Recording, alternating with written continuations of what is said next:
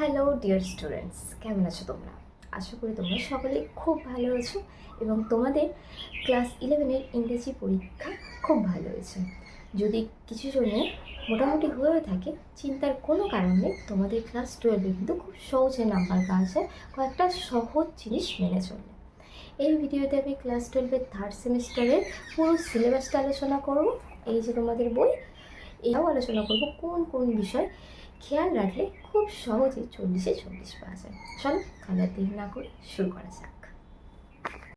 চলো, প্রথমেই রাখছে তোমাদের পোর্স থেকে 10 নম্বর। পোর্স মানে হচ্ছে গদ্য, ঠিক আছে। তারপর হচ্ছে পোয়েট্রি, তোমাদের পোয়েম, পদ্য থেকে ছড়া থেকে কত 10 মার্কস। তাহলে হয়ে গেল পোর্স আর পোয়েট্রি থেকে 20 নম্বর। এবার দেখে নিই আনসিন থেকে ঠিক কত যাচ্ছে। আনসিন থেকে থাকছে একেবারে 10 নম্বর। এই আনসিনটা কিন্তু নাম্বার তোলার একটা দুর্দান্ত জায়গা, যদি আমরা ছোট্ট ছোট্ট বিষয়গুলোকে খেয়াল করি এবং ধ্যান দিই। এবার কোন বিষয় সেটা আমি বলবো আস্তে আস্তে। দেখো, এরপর থাকছে গ্রামার থেকে 5 নাম্বার, যেটা তোলা অত্যন্ত সহজ তোমাদের এই ক্লাস 12-এ, বিশেষ করে এই থার্ড সেমিস্টার, কারণ সেটা টেক্সচুয়াল গ্রামার থাকছে। ওকে, আর লাস্টে থাকছে আমাদের 5 নম্বরে প্লে, অর্থাৎ একটা নাটক, ঠিক আছে। পদ্য গদ্য মিলিয়ে আমাদের 10 10 করে থাকছে 20। আনসিন থেকে আমাদের থাকছে 10, তো এখানে টোটাল হয়ে যাচ্ছে 30 নম্বর।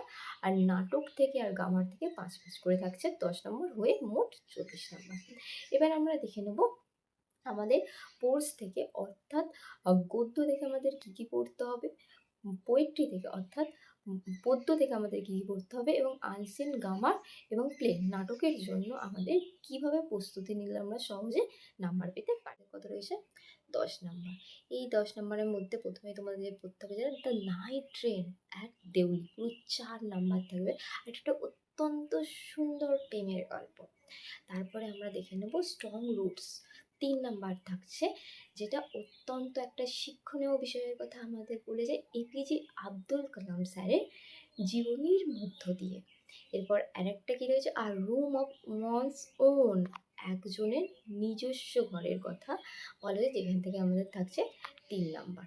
ওকে, অর্থাৎ কী কী বললাম, the night train at Deoli, সেখান থেকে থাকছে 4 নাম্বার, স্ট্রং রুটস থেকে থাকছে 3 নাম্বার, আর রুম অফ ওয়ান্স ওন এখান থেকেও থাকছে 3 নাম্বার।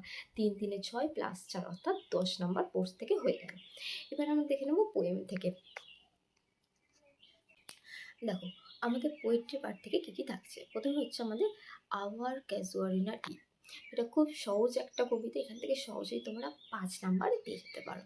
এরপর কোনটা, ইউলিসিস।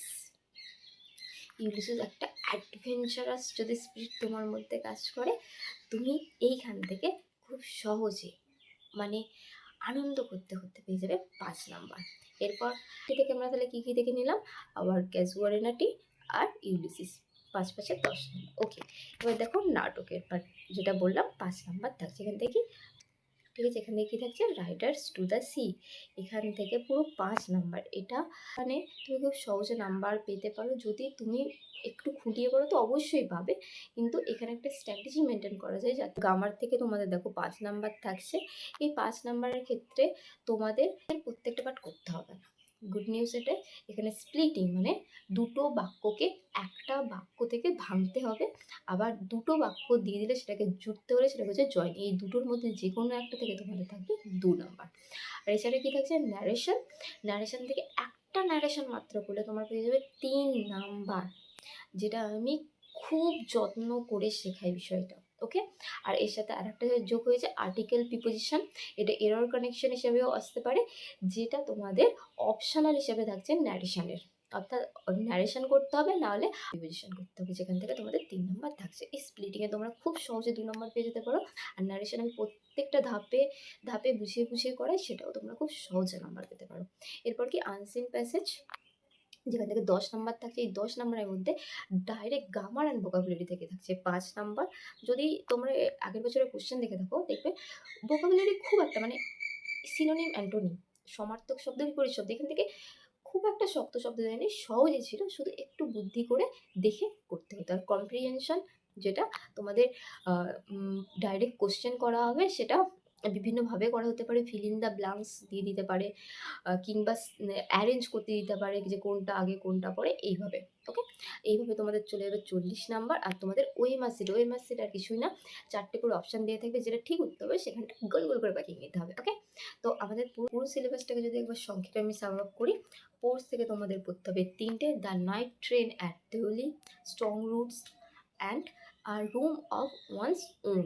ওকে, পোয়েট্রি থেকে কী কী বললাম, our casuarina tree, Ulysses. Okay, play থেকে অর্থাৎ নাটক থেকে কী বললাম, riders to the sea. Okay, আর গ্রামার থেকে জয়নিং অথবা স্প্লিটিং, আর এখান থেকে 2 নম্বর।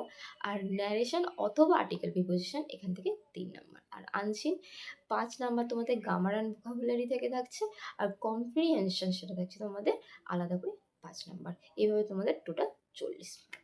ওকে,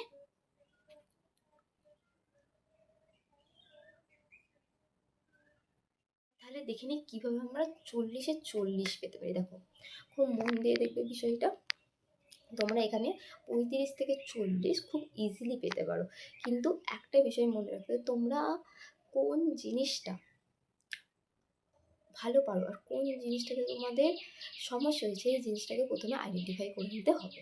ওকে, তো আমি যেটা খেয়াল করে দেখেছি, তোমাদের বেশিরভাগ জনেরই গ্রামারের সমস্যা থাকে, কিন্তু গ্রামারের পার্টটা 5 নাম্বার থাকে, সেই 5 নাম্বারটা বাদ দিয়ে তোমরা কিন্তু 35 ইজিলি পেতে পারো। ওকে, চলো দেখে নিই।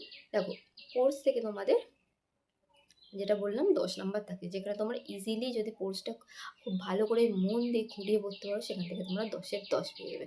পোয়েট্রিও তো মাত্র 2টো, সেখান থেকেও যদি তুমি পোয়েট্রিটা ভালোভাবে মন দিয়ে পড়ো 10 নাম্বার। এরপর নাটক থেকে, হ্যাঁ, এবার নাটকের ক্ষেত্রে বলতে হবে নাটকটা অনেকটা বড়, এর জন্য তোমরা যেটা করতে পারো, প্রথমে বাংলায় পুরো নাটকটা মন দিয়ে পড়ে নিলে, তারপর গিয়ে সেটাকে আস্তে আস্তে একটু একটু করে পড়া শুরু করলে, যখন তোমাদের স্কুলে পড়া হবে বা কোচিংয়ে, তো আমি দেখিয়ে দেবো। এরপর আনসিন থেকেও তোমরা পাবে 10 নাম্বার, আর গ্রামার থেকে তোমাদের থাকছে 5 নাম্বার।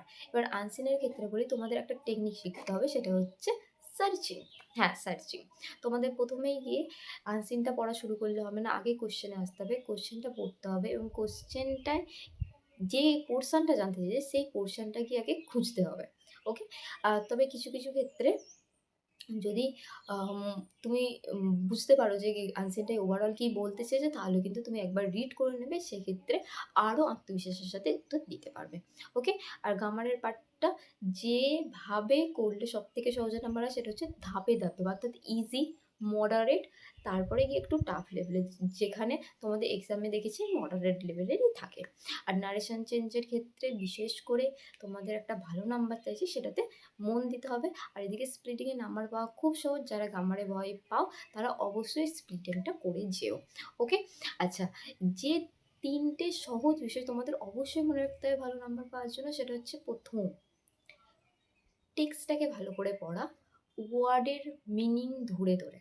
হ্যাঁ, ঠিকই শুনছো, প্রতিটা ওয়ার্ডের মিনিং যখন ধরে ধরে তুমি রেডি করে নেবে, সেখানে তোমার একটা ভালো রকম আন্ডারস্ট্যান্ডিং ডেভেলপ হয়ে যাবে, এবং সঙ্গে সঙ্গে যে বিষয়ে তোমরা পড়তে যাচ্ছ সেই বিষয় সম্বন্ধে আগে ভালোভাবে গল্পটা শুনে নেওয়া, যার জন্য প্রত্যেকটা বিষয়ে আমি আস্তে আস্তে তোমাদের ভিডিও দেবো, তোমরা সেটা ভালোভাবে দেখে নিতে পারো।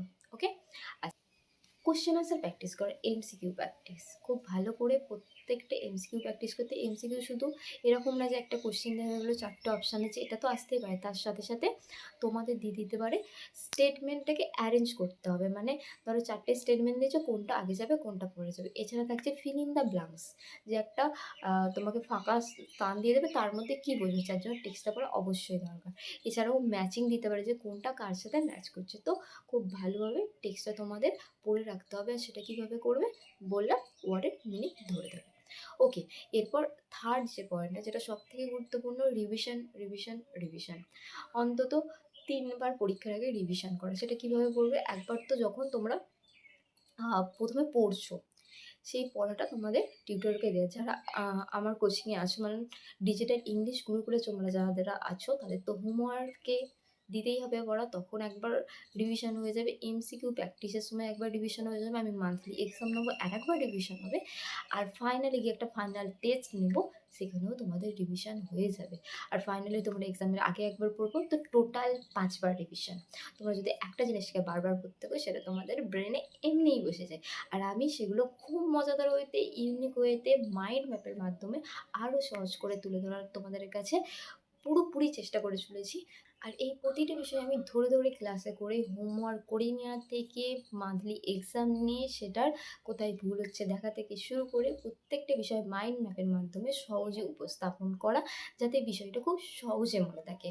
তোমরা অনেকেই ইতিমধ্যে এনরোল করে গেছো, আর কিছুদিনের মধ্যেই তোমাদের ক্লাস শুরু হবে।